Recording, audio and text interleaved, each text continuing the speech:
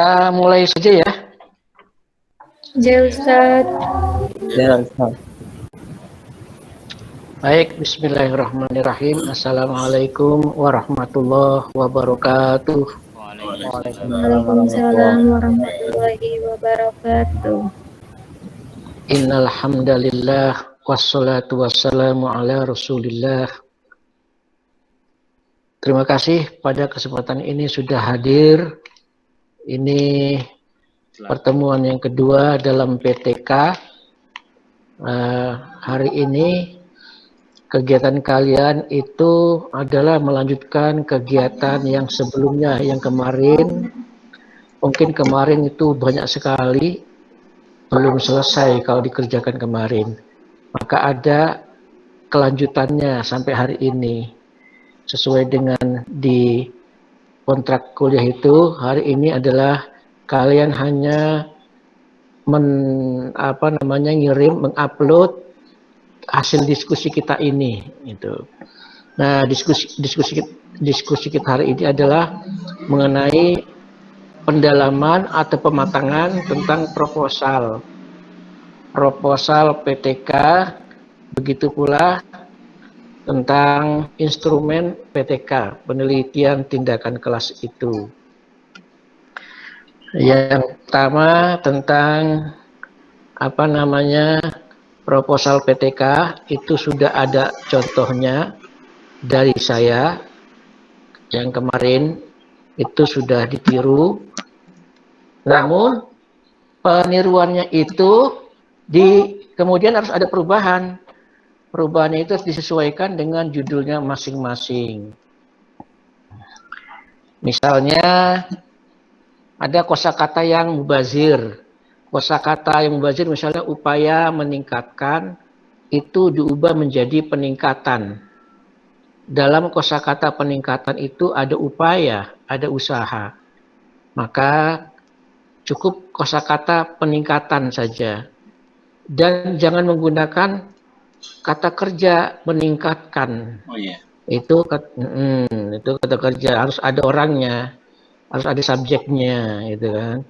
Ubah saja menjadi peningkatan, menjadi nomina, isim itu kan. Peningkatan apa?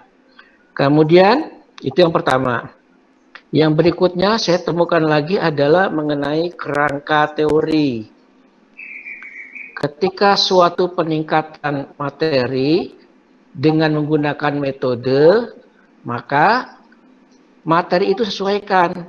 Misalnya materi itu berkaitan dengan keterampilan, maka dalam kerangka teori itu cantumkan keterampilan bahasa.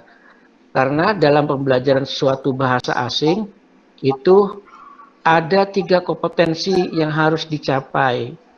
Kompetensi pertama itu disebut al-kafa'ah al-ittisaliyah, itu kompetensi berkomunikasi.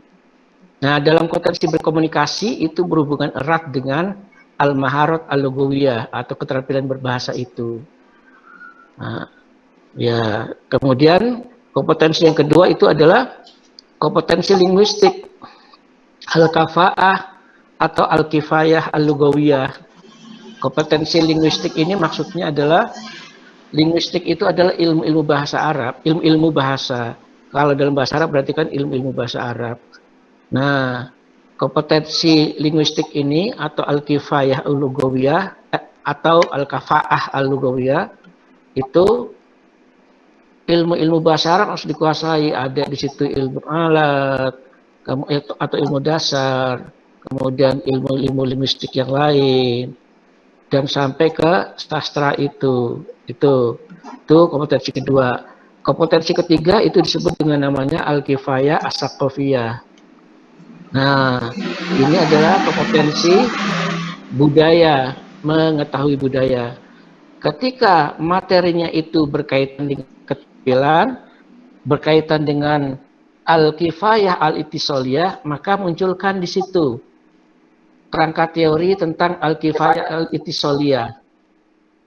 Itu munculkan. Kalau berkaitan dengan nahwu, sorof, kosakata atau mufrodat, itu munculkan Al-kifayah al-lugawiyah atau al-kafa'ah lugawiyah dalam kerangka teorinya. Bukan pembelajaran atau belajar lagi, tapi munculkan teori bagaimana belajar tentang mufrodat, belajar tentang susunan kosakata, belajar tentang bunyi-bunyian misalnya. Di situ ada bunyi-bunyian juga itu, pengucapannya biar benar, bagaimana. Itu munculkan fonologi dalam kerangka teorinya itu. Nah, kalau seandainya materinya itu berkaitan dengan budaya, budaya kan budaya Indonesia dengan budaya berbeda. Setiap bangsa itu memiliki budaya masing-masing. Dalam teori linguistik itu, semua bahasa itu tidak ada yang lebih unggul. Semua sama. Karena setiap bahasa memiliki ciri-ciri dan karakteristik yang berbeda-beda. Dalam teori ilmu linguistik begitu, sama semuanya. Dan masing-masing memiliki kekhasan, karakteristik, dan ciri-ciri.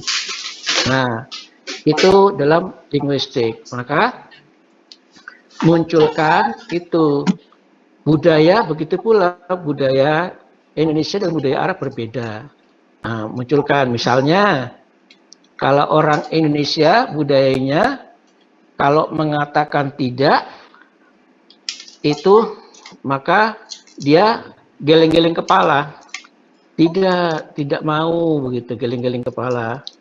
Tapi kalau Arab geleng-geleng kepala itu artinya bukan tidak, bukan nggak mau, tetapi artinya adalah apa, mada, gitu kan. Kalau Mesir mungkin ish, ada yang kalau Syria, Libanon, Palestina itu shu, gitu. Atau Saudi is, kalau Mesir mungkin itu misalnya. Nah itu sambil geleng-geleng kepala. Nah geleng-geleng kepala itu budaya sana artinya itu adalah apa, tetapi kalau kita geleng-geleng kepala artinya adalah tidak mau.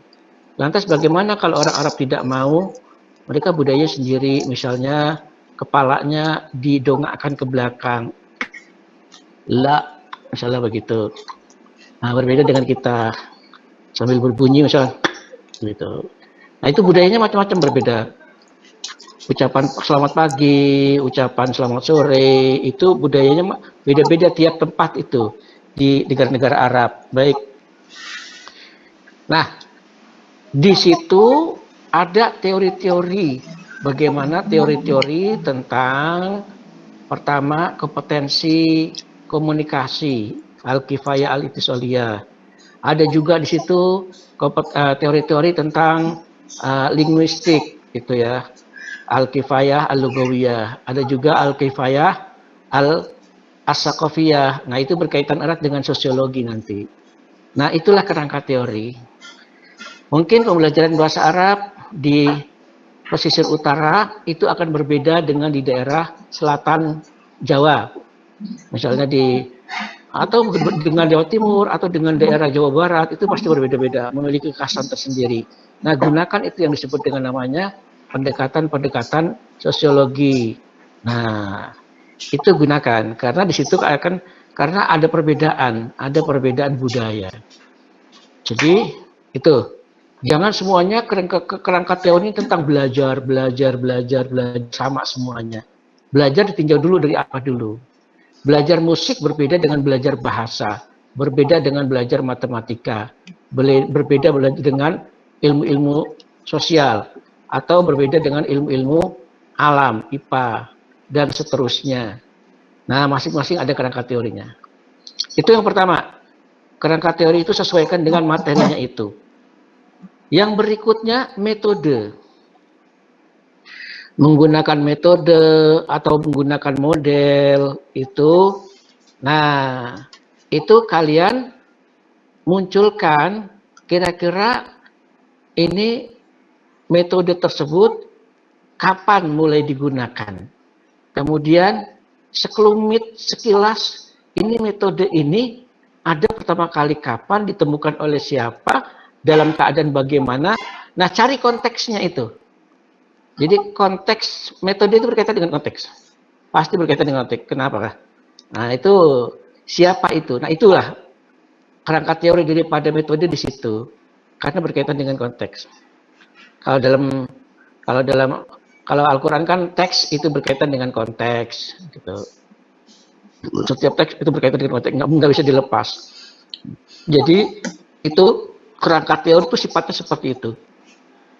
Jadi filosofis, kemudian ada kata-kata kunci. Kata-kata kuncinya apa saja? Nah, kalimat kuncinya apa saja? Temukanlah itu. Nah, baru nanti akan bisa dijabarkan akan bisa menjabarkan kalian itu. Berarti yang pertama berkaitan dengan judul, buatlah irit judulnya. Jangan mubazir. Ketika dua kosakata bisa dijadi-satukan, jadikan satu. Upaya meningkatkan itu tidak irit. Yang irit peningkatan. Oke. Kemudian biasanya kata depan dalam suatu judul itu bukan berbentuk kata kerja, tapi berbentuk nomina. Nah, kalau dalam bahasa Arab itu mungkin bisa kata kerja. Oke. Al-fi'lu muqaddamun ala fa'ilihi itu. Namun dalam judul ini buatlah nomina. Berikutnya kerangka teorinya. Nah, kerangka teorinya itu adalah yang berkaitan dengan materi yang akan diajarkan, kemudian berkaitan pula dengan metode atau solusi-solusi. Solusi apa saja? Kalau dia itu ingin suatu proses, ya kaitkan aja kerangka teorinya apa. Itu. Yang berikutnya tentang instrumen PTK. Instrumen PTK itu istilah lain daripada perangkat pengumpulan data. Gitu saya sebenarnya gitu aja. Itu istilah lain sebenarnya itu. Perangkat pengumpulan data. Nah, perangkat pengumpulan data yang biasanya kalian tulis di bab 3 biasanya di skripsi-skripsi itu, karena itu masuk dalam namanya metodologi penelitian. Biasanya bab 3 itu metodologi penelitian biasanya. Nah, perangkat atau instrumen penelitian PTK itu apa saja? Misalnya ada observasi, kemudian ada wawancara, kemudian ada pengumpulan data yang lain, misalnya mendokumentasikan.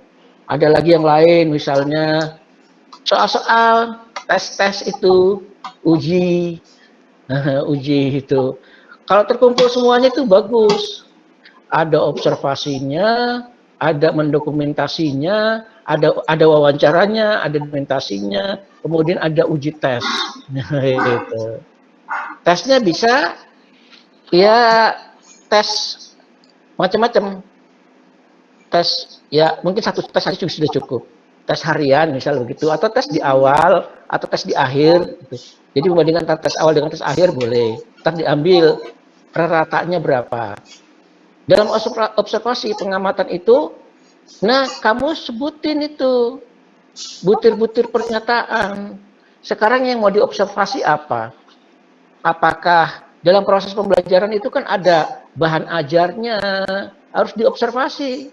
Bahan ajarnya apa nih? Cocok enggak dengan ini? Sesuai enggak dengan kurikulum yang diajarkan? Nah itu. Teksnya itu, materinya yang diajarkan itu sesuai enggak dengan kurikulum yang ada? Itu satu. Kemudian bagaimana kesiapan sekolah sarpras ruangan itu, ruangan sekolah itu, ruangan kelas itu. Nah, dilihat itu, diamati. Kemudian kesiapan murid-murid. Kesiapan murid-murid ada itu diamati, tapi di situ dibuat checklist, ada pernyataan-pernyataannya, butir-butir pernyataannya apa saja, itu baru satu observasi saja. Itu yang di dalam satu observasi itu nanti macam-macam tuh, bisa dipecah-pecah.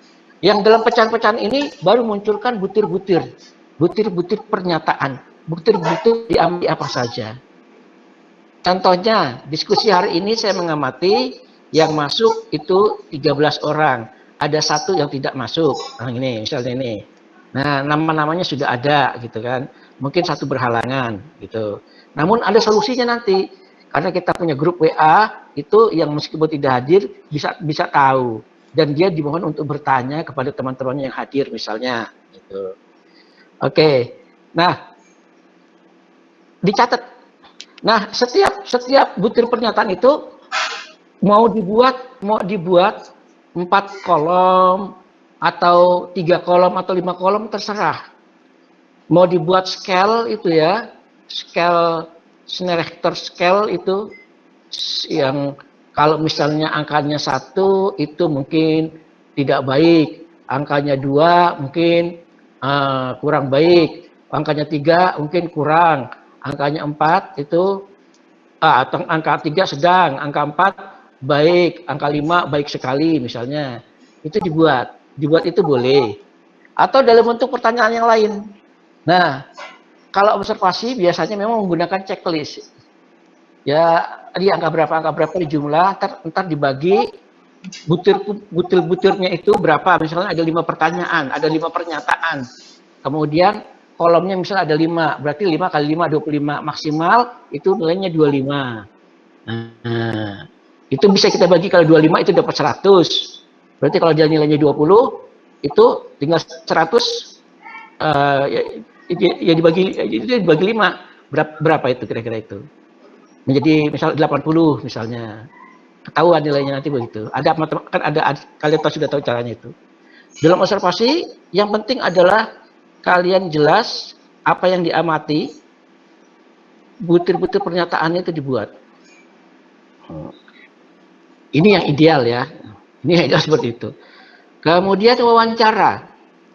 Wawancara ada 2 jenis. Wawancara bisa dengan merekam dengan kalimat-kalimat, dengan kata-kata, gitu, berbincang-bincang seperti ini. Seperti misalnya Abdurrahman Al-Zahid itu berbincang-bincang melalui radio misalnya dengan penyiar, dengan pendengar atau dengan narasumber misalnya. Nah, itu dengan berbincang-bincang. Itu wawancara dengan kalimat-kalimat. Tapi ada wawancara dengan secara tertulis. Ada juga wawancara dengan cara tertulis. Bagaimana pendapatmu? Itu siapa namamu, dia tulis. Pakai tulisan. Itu wawancara sebenarnya. Nah, biasanya seperti itu ketika dia membuat angket, ternyata angket itu modelnya adalah wawancara tertulis. Beda antara wawancara tertulis dengan angket. Kadang-kadang terjebak mahasiswa itu mana yang angket dan mana wawancara tertulis. Jadi wawancara ada 2 jenis. Kalau yang dalam bentuk kata-kata, kalimat-kalimat itu dengan bunyi-bunyian itu kan ada rekamannya. Rekamannya itu kemudian kembali ditulis, redaksinya diperbaiki, begitu saja. Nah, biasanya begitu. Mendokumentasikan.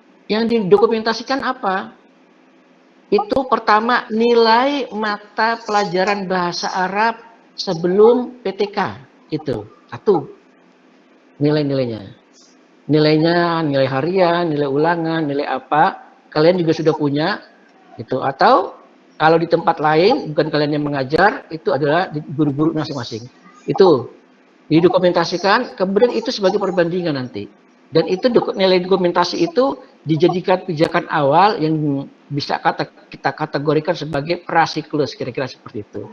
Berangkat dari nilai seperti ini, hasil belajar ini, nilainya begini, coba kita gunakan, akan saya gunakan dengan metode yang lain. Nah itu harus ada didokumentasikan, jelas. Nggak usah kalau misalnya nilai itu adalah memang nilai manipulasi dari gurunya sebelumnya, ya bilang aja ini bukan nilai murni, nilai sudah berbagai pertimbangan, sebutkan aja nggak apa-apa. Biasanya kan setiap sekolahan itu akan menjaga nilai nilai gitu, hasil belajar, makanya rapotnya itu tinggi-tinggi. Berbeda dengan sekolahan-sekolahan yang memang menulis apa adanya. Gitu.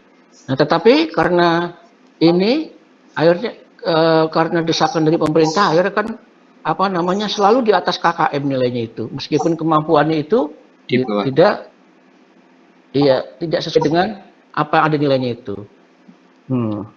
Kecuali pesantren-pesantren yang memang nilainya apa adanya.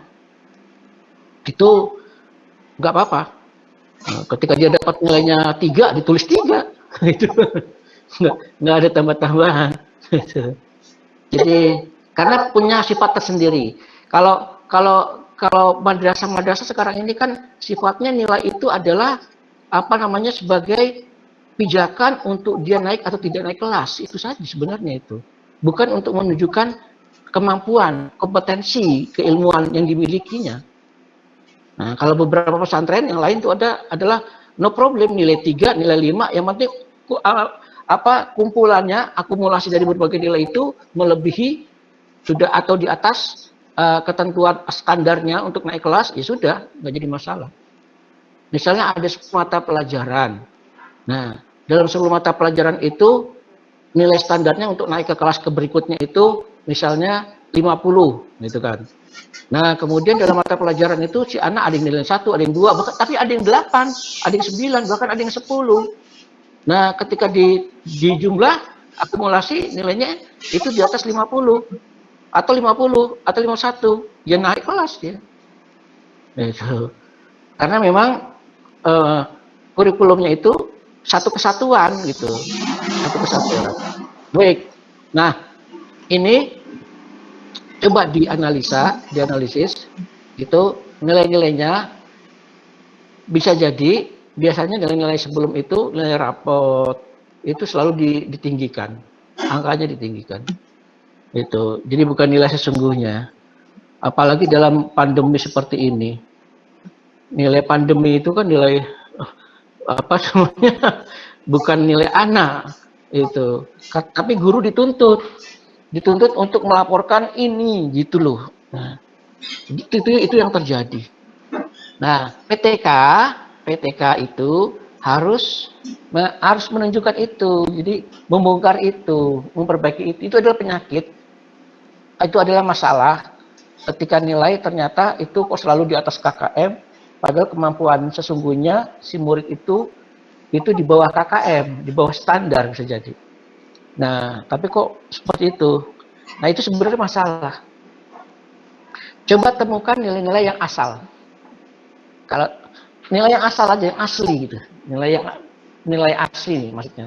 Nilai pertama sebenarnya nilai sesungguhnya apa sih? Nah, itu bisa dijadikan pijakan prasiklus. Karena nanti ketika melakukan siklus 1, siklus 2, siklus 3, itu yang digunakan asasnya adalah nilai asli. Pasti nilai asli. Bukan nilai gabungan, nilai karena apa namanya harus di atas KKM atau di atas standar gitu. Atau nilai ngaji, ngarang biji. Nah, kadang-kadang seperti itu. Ini saya misalnya nih, ini ngajar balaghah nih, anak kelas 3 SMA di tempat saya. Nah, ini seminggu yang lalu PTS, penilaian tengah semester. Dari sekian anak itu ada satu anak yang belum ikut PTS. Ternyata dia sudah ikut. Dia sudah ikut, hanya saja lembar jawabannya itu nggak sampai ke saya. Nah, ketika menjawab lembar jawaban, ketika ulangan, mereka nggak ada yang nyontek sama sekali, karena memang dicampur. Dalam satu ruangan itu dicampur, di kelas lain yang nggak bisa menoleh kanan kiri, nggak bisa nyontek jelas, karena ada yang nunggu. Dan sebelum masuk semua diperiksa. Nah, satu ruangan pun itu cuma maksimal itu 15 satu ruangan. Kelas standar itu. Ruang kelas standar itu kan sekian dari Kementerian Pendidikan Nasional. Nggak ada ukurannya, itu maksimal 15. Nah, itu ada satu anak. Nilai ya kalau misalnya dia nggak ikut atau hilang, ya saya minta untuk ikut lagi. Kalau dia nggak mau ikut, ya nilai dapat minimal dapat nilai 60 gitu. Oh, tiba-tiba tertemulah ternyata ketelingsut jawabannya itu. Nah, akhirnya bisa membantu. Dari nilai 60 bisa menjadi nilai sesungguhnya. Jadi ini hal-hal yang seperti ini, nilai yang asli itu bisa dijadikan prasiklus, pijakan untuk prasiklus. Itu instrumen penelitian lagi yang lain itu apa namanya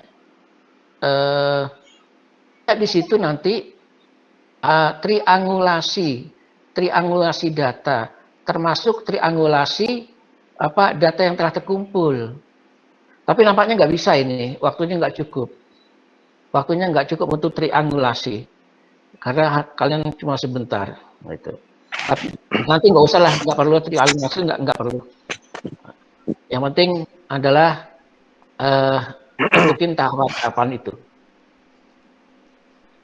Saya kira ini yang pertama tadi mengenai judul. Judul itu supaya lebih ringkas, kalau bisa kurang dari 20 kosakata. Yang kedua, kerangka teori yang berkaitan dengan materi dan metode. Yang berikutnya, instrumen atau perangkat pengumpulan data itu harus jelas buat pernyataan, butir-butir pernyataannya apa. Oke, baik itu wawancara secara lisan maupun secara tertulis.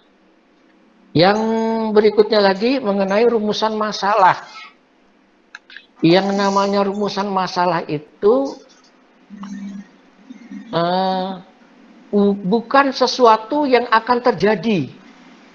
Jadi bukan sesuatu yang akan terjadi. Bukan. Tetapi yang telah terjadi. Dirumuskan.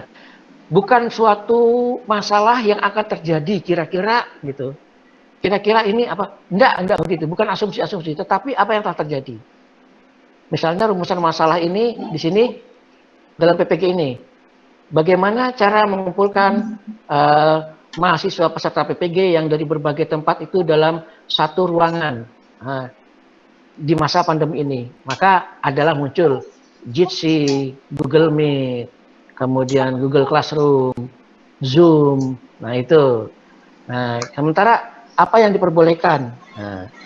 Nah, ada lagi misalnya ini. Ketika dalam LMS itu disebutkan kalau kita mengadakan video conference dalam Jitsi atau Google Meet atau Google Classroom itu masuk dihitung dalam timer, ternyata timernya tidak bisa menghasilkan itu, tidak terhubung ternyata. Nah, itu ada tempat tersendiri untuk mengklaim aktivitasi bahwa kita telah melakukan ini. Nah, ketika kurang dari 24 jam itu bisa dimasukkan misalnya. Jadi masalah-masalah yang terjadi, rumusan masalahnya itu adalah yang terjadi, yang ada di kelas gitu. Bukan sesuatu yang akan, bukan. Yang akan jadi rumusan masalah. Biarkan saja. Itu ya. Oke. Saya kira ini pembuka untuk beberapa hal. Yang berikutnya itu mungkin tanya jawab dari setiap masing-masing berkaitan dengan judul, kemudian kerangka teorinya, kemudian rumusan masalahnya. Monggo, mungkin ada yang ingin bertanya. Saya Pak, tanya Pak.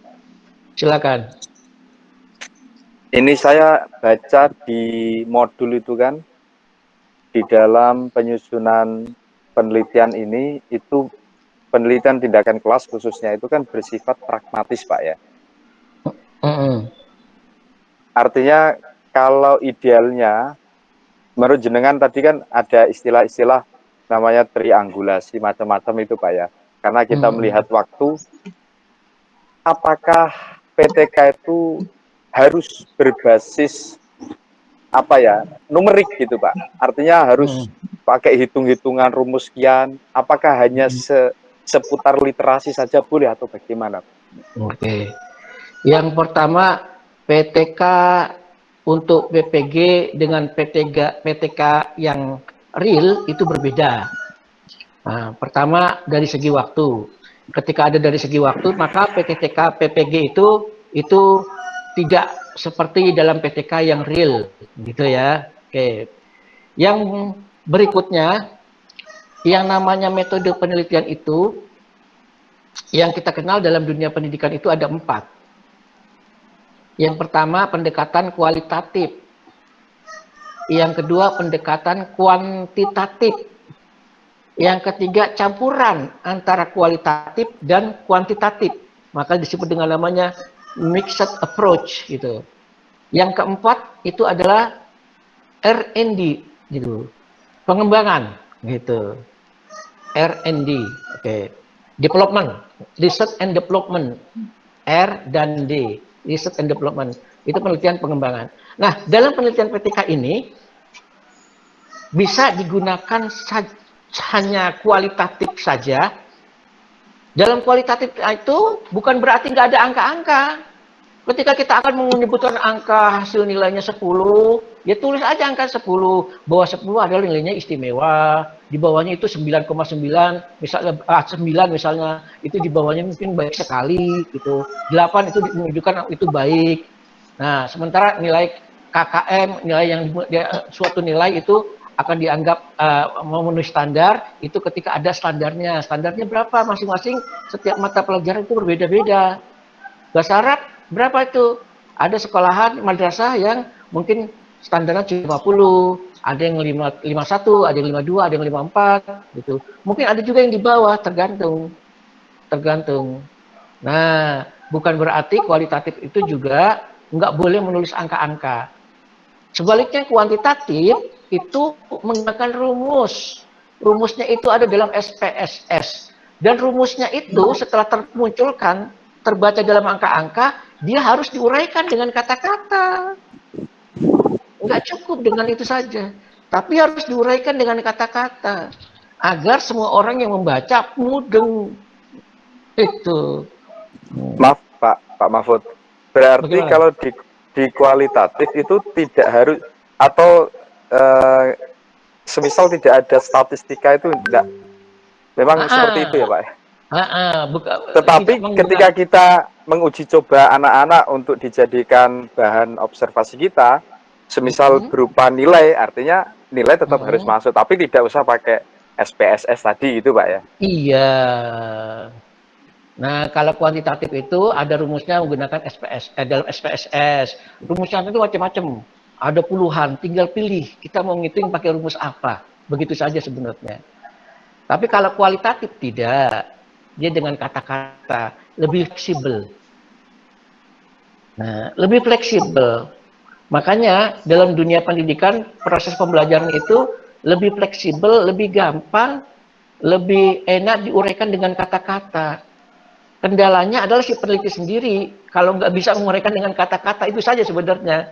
Dia harus pandai menguraikan, tapi bukan berdasarkan asumsi. Nah gitu. Harus kuat. Menguraikan kata-katanya harus ada argumen-argumennya, ada dalil-dalilnya, itu jelas. Ada ujahnya jelas, itu.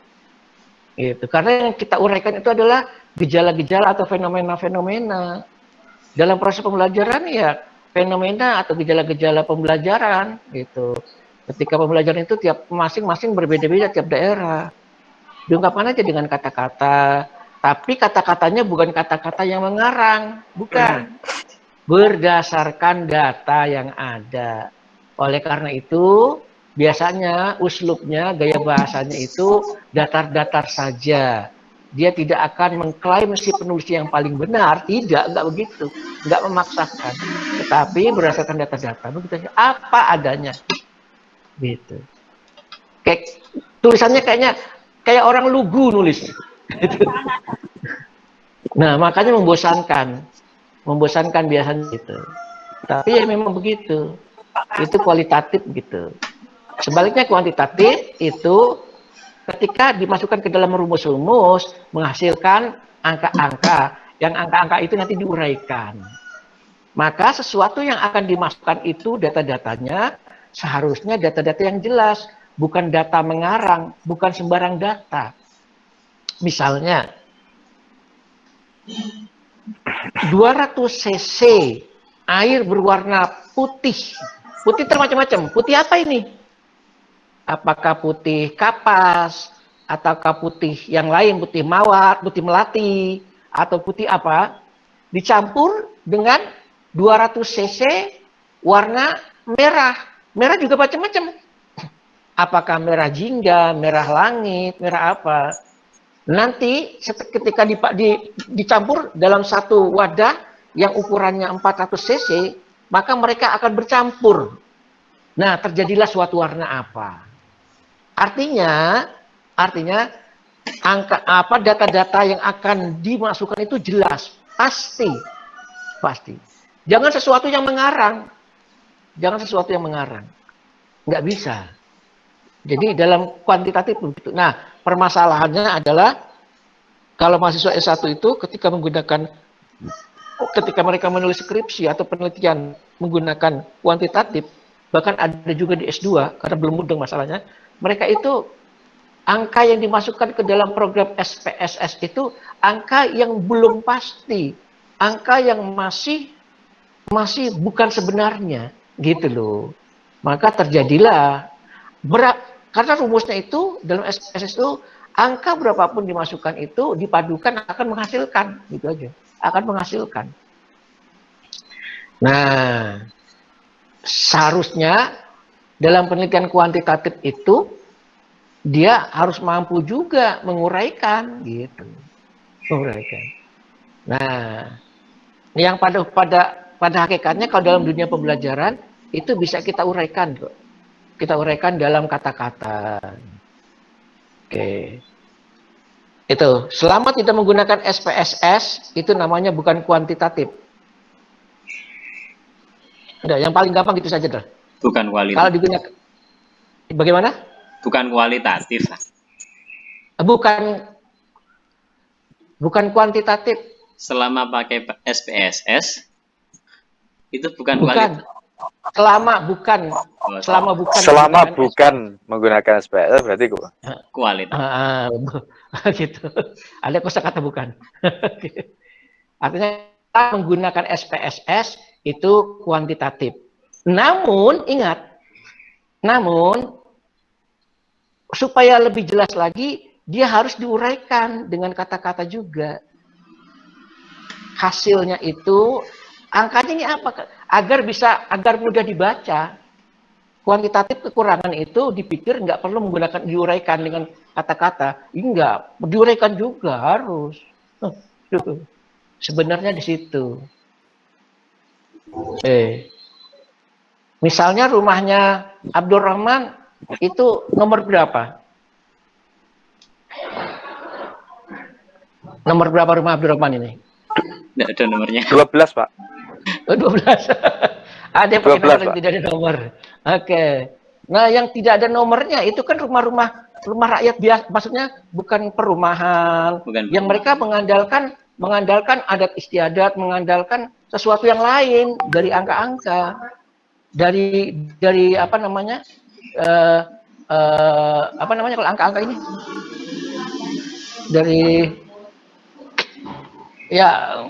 Apalagi sekarang udah zaman digital. Nah, rumah nomor 12 itu rumah siapa?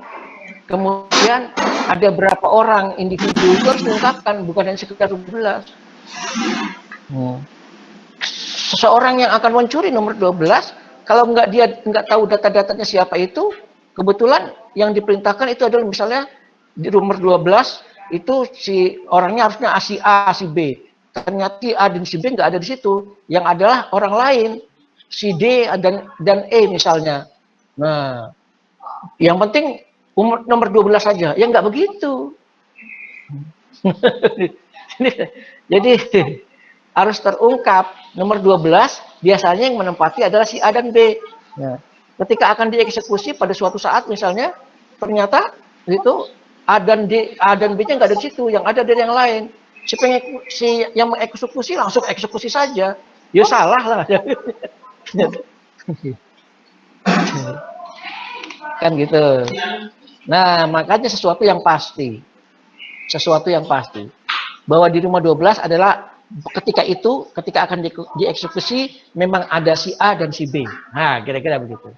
Kalau nggak ada si A dan si B, nggak usah didatangi. Misalnya. Kira-kira itu. Nah, itu karena rumusan SPSS itu seperti itu. Yang paling bagus, paling tinggi itu adalah gabungan antara SPS, antara kuantitatif dan kualitatif. Itu yang paling bagus. Nilai. Ketika digabungkan itu, wah itu. Nah, maka PTK ini supaya agak mirip-mirip, misalnya munculkan tes-tes itu. Munculkan tes-tes sebagai pendukung, sebagai pendukung uraian-uraian kualitatif, kira-kira itu. Seperti itu. Misalnya saya mengatakan kepada narasumber kepada dosen yang lain, ini kelas bahasa Arab A ini bagus-bagus. Nah, buktinya apa? Ini nilainya bagus-bagus, meskipun sesungguhnya ada juga yang belum paham, nah, gitu. Atau pahamnya setengah-setengah. Tapi saya punya bukti-bukti angka-angka gitu loh. Kira-kira begitu. Jadi seperti itu. Campurkan aja. Kalau nggak sempat, itu ideal, itu idealnya. Tetapi dalam seperti ini, masa PPG ini, ya cukup kualitatif aja saya kira. Uraikan saja lah, uraikan saja, udah. Nggak usah jelimet. Oke, Abdurrahman judulnya apa? Peningkatan kemampuan muhadatsah di media ISPS radio itu, Pak. Di MISPS tahun 2021. Nah, teori muhadasah itu menggunakan pendekatan apa? Komunikatif. Langsung. Ya, tentu komunikatif. Ya, ya. Berarti toriko mubasyarah, gitu kan? Iya. Metode. Nah, itu kan apa namanya, penyiaran radio itu menggunakan apa tadi? Menggunakan apa? ISPS radio. Ya, nama radionya itu, Pak. Oh, menggunakan radio kan langsung. Itu bisa ini enggak? Apa namanya? Apakah cuma mendengar saja atau si yang mendengar bisa berbincang-bincang dengan penyiarnya? Jadi yang saya desain itu pembelajaran di kelas tematik sesuai buku, Pak. Tetapi dari buku ini diasah terus sehingga mereka lancar, kemudian dipraktekkan di radio sebagai tematik mingguan gitu, Pak. Di jadwal mereka, di rolling gitu. Nah, kalau itu bukan peningkatan muhadasah sebenarnya.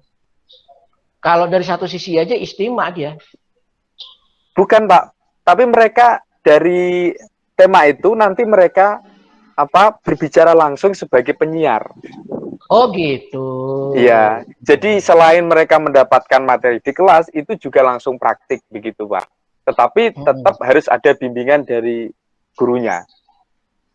Oke. Kemudian perangkat-perangkat untuk bisa berhubungan, berkomunikasi melalui tadi perangkat radio itu ada.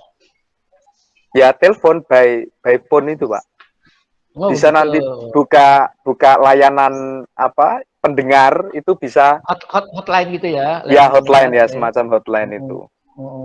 Itu pun di komunitas terbatas, Pak. Jadi nggak mungkin di desa saya semisal itu kan yang mendengarkan nggak mungkin nelpon pakai bahasa Arab kan, tidak ya, by setting lah, by design gitu. Oh gitu. Oke. Komunikasi melalui itu ya. Oke. Nanti bisa nggak Pak itu kira-kira? Ya, itu kalau zaman sebelum ada ini, sebelum ada Google Meet ini, sebelum ada internet itu bagus. Zaman ketika belum muncul internet, baru radio saja itu, radio dan televisi itu modern itu sangat modern itu.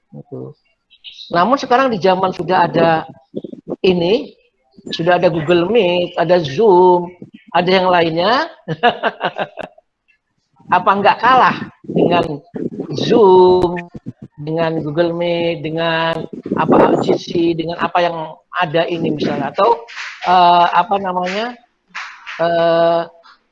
program-program lain yang bisa komunikasi melalui internet ini.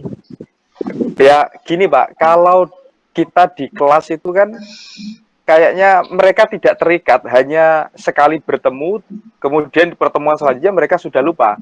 Tetapi kalau diikat dengan penjadwalan resmi, jadi ini sebenarnya program yang saling berhubungan satu sama lain, dari ekstrakurikuler, pembelajaran di kelas, maupun praktik di radio. Cuman saya pakainya yang saya sesuaikan dengan RPP, dengan radio itu sehingga mereka terikat dalam satu sistem ini. Mau tidak mau mereka harus gitu, Pak. Oke, kalau gitu gini. Nama radionya apa tadi? Radio apa? Yespis, Pak. Yespis. Nah, radio Yespis itu yang dimaksud dengan radio Yespis itu bukanlah radio tradisional gitu loh. Jadi sudah mengikuti zaman. Yang meskipun namanya radio, tetapi di situ juga ada layanan internet gitu loh. Di dalam internet sendiri, nah itu kan harus kamu jelaskan. Di dalam internet sendiri itu kan kita bisa macam-macam, bisa macam-macam jadinya. Jadi radio yang modern, jadi begitu. Nama tetap sama, tetapi teknologinya udah berbeda gitu loh. Jangan harus dijelasin, itu harus dijelaskan. Jadi, karena kalau cuma bayangan ada kosakata radio kan ingatnya kan cuma sebagai pendengar tertentu saja gitu. Jadi bayangan itu kan zaman dulu, bukan teknologi yang modern. Kira-kira begitu.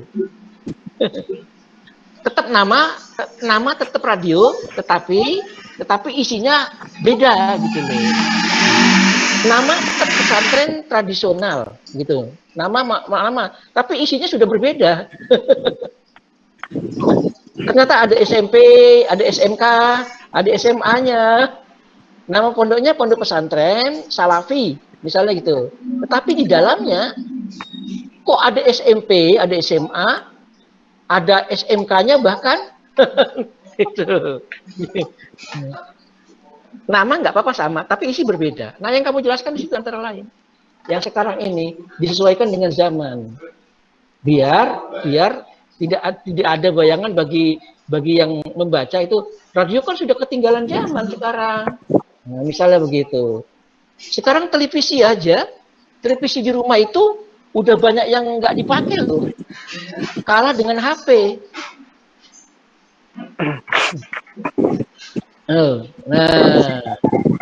Nah, yang penting adalah nama tetap nggak apa-apa dalam radio, tapi intinya di sana prakteknya adalah ya menggunakan internet gitu loh. Karena HP kan menggunakan ini tersambung dengan internet. Gitu. Kalau radio, ingatnya kan dulu kita pakai nomor telepon lama itu loh, itu radio. Iya.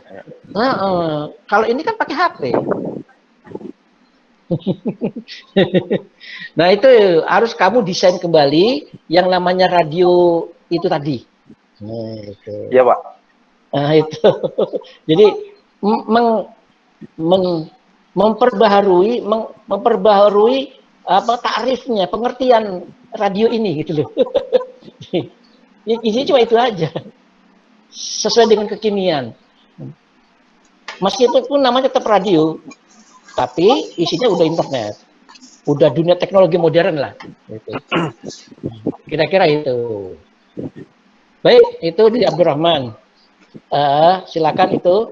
Jadi diperbaiki itu. Nah itu disebutkan dalam kerangka teori bahwa yang dimaksud dengan YPM apa? ISMA radio, YEPIS. YEPIS radio itu adalah telah bertransformasi menjadi seperti ini. Bukan YEPIS yang dimaksud dengan adalah apa radio yang zaman dulu itu. Ya ibaratnya seperti walkie-talkie sudah diganti sekarang dengan sudah macam-macam sekarang udah gitu. Sudah berubah dengan internet. Oke. Nonton televisi, nonton berita kan cukup di HP sekarang. Nggak perlu pakai apa namanya? Televisi lagi. Gitu. Sudah berubah. Itu karena kemajuan. Yang pada hakikatnya itu adalah komunikasi. Itu adalah komunikasi. Yang itu merupakan daripada TPAC itu. Jadi TPACK itu, Pak. TPACK itu. Jadi ketika kamu ubah keterangan definisi daripada YEPIS itu, masuklah dia menjadi suatu bagian dari TPACK itu. Jadi begitu. Oke. Termasuk ini PPG seperti kita bisa berhubungan seperti ini, udah masuk ke dalam TPACK. Saya dulu pertama masuk sama kalian itu menggunakan Jitsi gitu ya. Betul, Pak. Masih ingat kan? Setelah itu saya mengajar anak fikih, kelas fikih. Yang di kelas fikih itu ketika saya minta untuk masuk Jitsi, itu nggak ada yang bisa. Emang selama ini kalian pakai apa? Kami pakai Google Meet, Pak. Oh gitu. Belum pernah pakai Jitsi? Belum. Nggak tahu. Sampai pas waktu itu, ini pintu masuknya mana gitu. Loh, pintu masuknya di depan rumah kalian, saya bilang gitu. Karena nggak pernah pakai Jitsi. jadi gitu. Oke, baik. Oke, itu Rahman. Ada yang lain? Contoh yang lain? Silakan yang bertanya. Saya, Ustaz. Silakan, Minarul Rahman. Satu pertanyaan mungkin, Ustaz. Ini saya yakin ini di antara teman-teman kita ini banyak juga yang kemarin menyusun proposal itu ya banyak kesalahan dan perlu banyak sekali koreksi. Ini apa perlu revisi, Ustaz? Soalnya kalau kita revisi juga nggak seharusnya kan? Nggak perlu. Tambah Ini buta, kan Pak. bincang-bincang. Nggak perlu. Nggak perlu. Ini kan kita dalam dunia maya, bukan dunia. Ini dalam dunia PPG, dunia maya masuk ke dalam dunia PPG, bukan dari dunia maya ke dunia real, bukan, tapi ke dunia PPG. Ini jadi nggak perlu direvisi. Ya maksudnya kan gini ya untuk kesempurnaan lah. Ya alangkah baiknya itu kalau misalnya oh ini perlu diperbaiki itu baiknya kan tidak usah dinilai dulu supaya nanti kita yang para mahasiswa ini memperbaiki kemudian menyusun dengan susunan yang lebih baik lagi baru diberikan nilai supaya nanti kedepannya itu ketika menyusun PTK seperti itu tidak ada lagi kesalahan-kesalahan seperti yang kemarin. Ya, usulan diterima. Saya terima usulan tersebut, tapi berkaitan nanti dengan kebijakan masalahnya. Tiba-tiba nanti misalnya kalian perbaiki, ternyata kok offline tutup, tiba-tiba nggak bisa dinilai. Piye?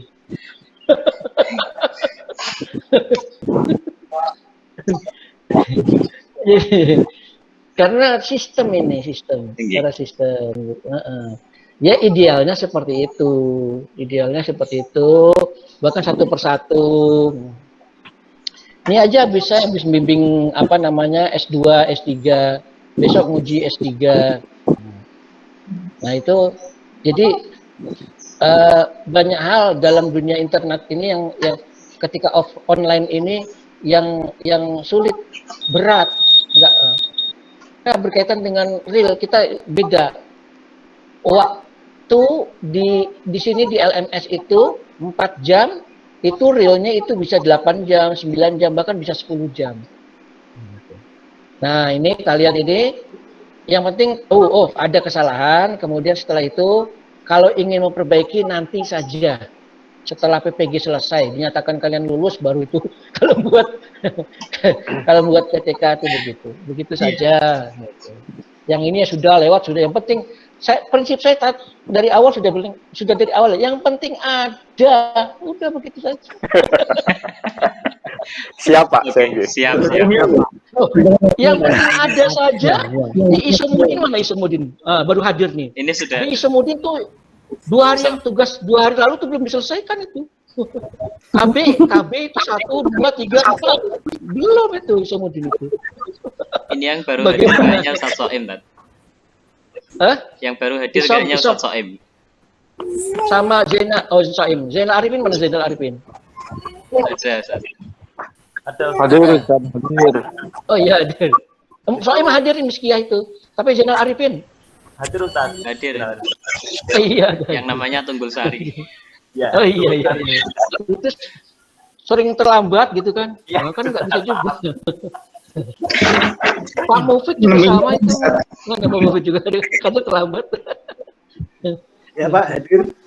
Iya. Abu Zahra yang kan. Ya kan kondisi tiap peserta kan berbeda-beda gitu. Kita nggak tahu. Gitu. Maka ya teman-teman, saya di sini perumahan guru. Di sini ada beberapa kepala sekolah SMP dan SMA. Mereka cerita ke saya juga. Para guru-gurunya ini kepala sekolah cerita ke saya, guru-gurunya yang ikut PPG itu nggak di rumah, tapi di kantor sampai jam 9 malam, jam 10 malam, sampai jam 12 malam. Alasannya apa? Sinyal. Karena kalau kerjakan di rumah sinyalnya lemot. Kalau di sekolahan ini bagus. tuh begitu tuh. Jadi kan lucu. Nah, padahal guru-guru itu rata-rata dia juga punya apa namanya? Ya punya pengabdian dia kan, bermasyarakat, bersosial itu kan. Itu. Ada yang mimpin jadi imam, ada yang jadi macam-macam lah, punya urusan. Loh, kalian berada di laptop begini saja, istri kalian itu kok, Mas belum selesai, Pak belum selesai, Abi belum selesai, Pak, oh, macam-macam itu kan, itu ngamuk itu loh. jadi antara dunia maya dengan dunia real itu berbeda. Nah, ini nanti realnya saja di kalian kalau sudah lulus. Saya kira ini ya. Ada lagi ingin ditanyakan? Ini di dalam jadwal kegiatan itu masih ada instrumen, kemudian presentasi PowerPoint itu bagaimana itu, Pak? Itu rencanakan besok itu kan masing-masing presentasi PowerPoint-nya itu. Nanti akan saya ambil ini saja, kita ambil contoh saja gitu. Kalau semuanya masing-masing berbicara itu kan nggak mungkin. Mungkin sampel aja lah nanti lah. Dan waktunya besok. Iya, saya nggak bisa pagi, nggak bisa sama sekali.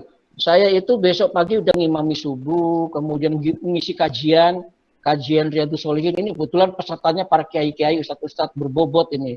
Saya harus mempersiapkan. Yang berikutnya setelah itu langsung kuliah anak semester 9, Balago 2. Berikutnya langsung jam 8.40 ngajar SMA.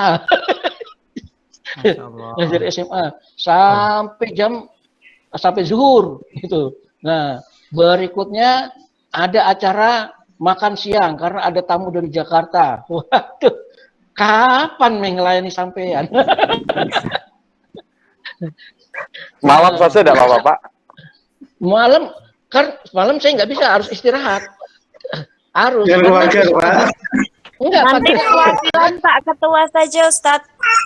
Nilai gratis kan juga nggak apa-apa, Pak. Besok kemungkinan siang aja lah, seperti jam ini. Tapi nanti sampel saja. Mungkin 2 orang, udah cukup. Saya anggap hadir semuanya. Gitu. Pak Ketua siap itu, Ustadz. Ya, yang bagus itu adalah satu laki-laki, satu perempuan gitu loh.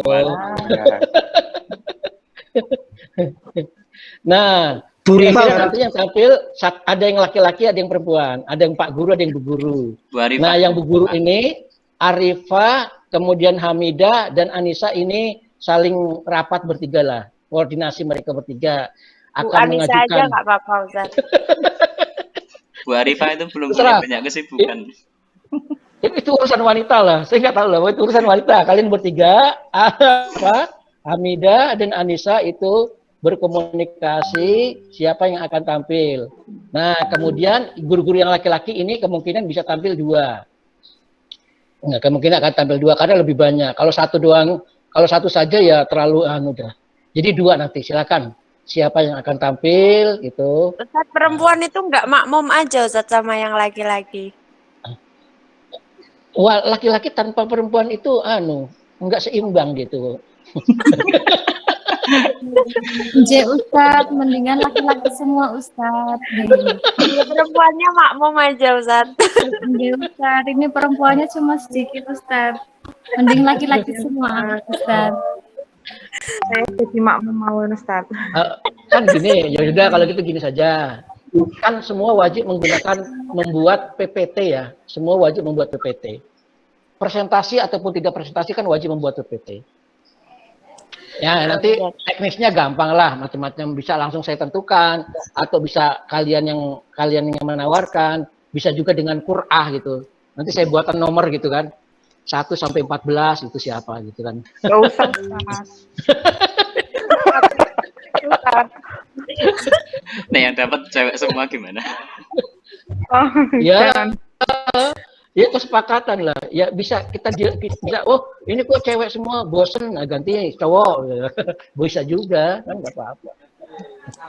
Ya itu masalah teknis. Yang penting wajib nanti kalian membuat PPT, kemudian besok Sabtu itu sekitar jam 1 siang seperti ini, itu sampel satu. Entah 1 orang, entah 2 orang, entah 3 orang. Pokoknya rasa nanti kalau sudah cukup ya sudah, gitu saja lah. Saya kira itu. Oke? Intinya kalian buat PPT. Apalagi selain itu, selain ini pertanyaannya. Instrumen, Pak. Kalau mungkin ada dari jenengan, kami minta contoh instrumennya. Kalau memang tidak ada ya kita cari-cari nanti di Nur Fuad internet. Hashim tuh bisa bertanya dengan Nur Fuad Hashim. Siap. Halo Nur Fuad Hashim. Halo ya Ustadz. Diberitahu Itu juga teman-teman hasil itu. dari Google itu Ustadz. Iya, dia bertanya sama Mbah Google dia itu. Kasih tahu. Pertanyaannya apa ke Mbah Google itu? Ya intinya Itu. cari instrumen PTK, nanti di situ ada instrumen untuk observasi, untuk angket, untuk wawancara, ada instrumennya masing-masing. Nah, ya kalau gitu Nah, diberitahu. ada teman. Nanti di-share lah, Pak ya. Ya nggak apa-apa. Ya, Setelah dapat dimodifikasi. Jangan plek Ya. begitu, tapi dimodifikasi. Dimodifikasi. Instrumen